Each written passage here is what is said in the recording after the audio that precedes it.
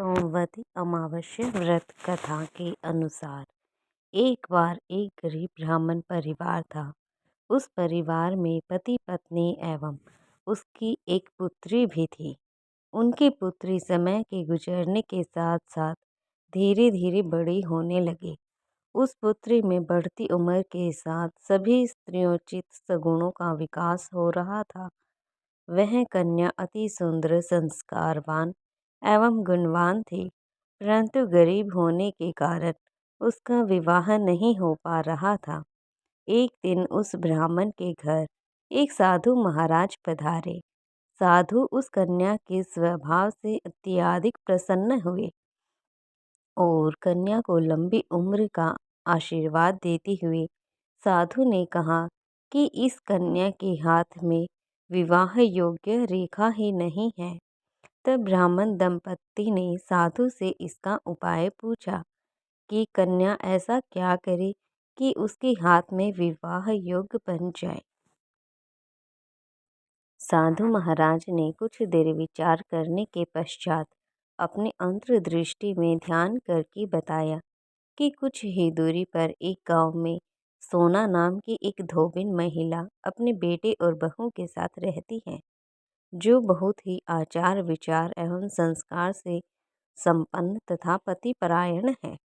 यदि यह सुकन्या उस धोबिन की सेवा करे और वह महिला इसके शादी में अपनी मांग का सिंदूर लगा दे तथा उसके बाद इस कन्या का विवाह हो जाएगा, तो इस कन्या का वैधव्य योग मिट जाएगा।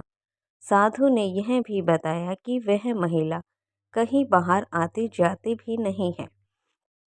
यह बात सुनकर ब्राह्मणी ने अपनी बेटी से धोबिन की सेवा करने का प्रस्ताव रखा। अगले दिन से ही वह कन्या प्रातःकाल ही उठकर सोना धोबिन के घर जाकर साफ सफाई एवं अन्य सारे कार्य करके अपने घर वापस आने लगी। एक दिन सोना धोबन अपनी बहू से पूछती है कि तुम तो सुबह ही उठकर सारे काम कर लेती हो और पता भी नहीं चलता। बहू ने कहा कि माँ जी, मैंने तो सोचा कि आप ही सुबह उठकर सारे काम खुद ही खत्म कर लेती हैं। मैं तो देर से उठती हूँ। यह सब जानकर दोनों सास बहू घर की निगरानी करने लगी कि कौन है जो सुबह सुबह ही हमारे घर का सारा काम करके चला जाता है। कई दिनों के बाद धोबिन ने देखा कि एक कन्या मुंह ढके अंधेरे में घर में आती है और सारे काम करने के बाद वापस अपने घर चली जाती है। जब वह जाने लगी तो सोना धोबिन उसके पैरों पर गिर पड़ी। पूछने लगी कि आप कौन हैं और इस तरह मुंह छुपाकर मेरे घर की चाकरी क्यों करती हैं। तब कन्या ने साधु द्वारा कही गई बात बताई।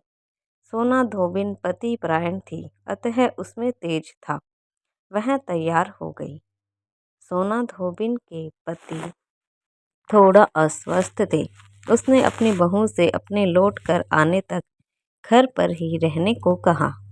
सोना धोबिन ने जैसे ही अपने मांग का सिंदूर उस कन्या की मांग में लगाया, सोना धोबिन का पति मर गया। उसे इस बात का पता चल गया। वह घर से निर्जला ही चली गई थी। यह सोचकर कि रास्ते में कहीं पीपल का पेड़ मिलेगा तो उसे भावरी देकर और उसकी परिक्रमा करने के बाद ही वह जल ग्रहण करेगी। जब उस दिन सोमवती अमावस्या थी, ब्राह्मण के घर मिले हुए पकवान की जगह उसने ईंट के टुकड़ों से 108 बार भावरी देकर 108 बार पीपल के पेड़ की परिक्रमा की और उसके बाद जल ग्रहण किया। ऐसा करते ही उसके पति के मृत शरीर में वापस से जान आ गई और धोबिन का पति फिर से जीवित हो उठा। तो यहाँ थी सोमवती अमावस्या की व्रत कथा। जो भी इस व्रत को करता है उसके घर में सुख शांति होती है और अखंड सौभाग्य की प्राप्त होती है। वीडियो अच्छी लगी तो वीडियो को लाइक करना, शेयर करना और कमेंट में ओम नमः शिवाय जरूर लिखना भक्तों। और यदि आप चैनल पर नए हैं तो प्लीज़ चैनल को सब्सक्राइब कर लीजिएगा भक्तों। हर हर महादेव ना लिखना भूलें। क्योंकि आपके सपोर्ट से ही हमें और नई नई वीडियो बनाने का प्रोत्साहन मिलता है। तो प्लीज़ सपोर्ट कीजिए, सब्सक्राइब कीजिए, लाइक कीजिए, शेयर कीजिए।